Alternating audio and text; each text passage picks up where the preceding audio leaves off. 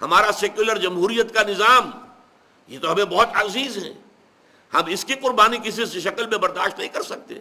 لہذا ہم مسلمانوں کو دو حصوں میں بانٹ کر لڑائیں گے۔ وار ود ان اسلام، کہ جو صرف نماز روزے والے اسلام کے ماننے والے ہیں وہ منظم ہو کر وہ بےحکری کریں ان مسلمانوں کی جو اسلام کو ایک سیاسی قوت کی حیثیت سے، ایک ریاست کی حیثیت سے، ایک حکومت کی حیثیت سے، ایک مکمل معاشرے کی حیثیت سے، ایک مکمل معاشی نظام کی حیثیت سے دیکھنا چاہتے ہیں۔ یہ ہے اصل میں وہ معاملہ کہ اگر آپ پورے حق کی دعوت دیں گے تو لازماً مخالفت ہوگی،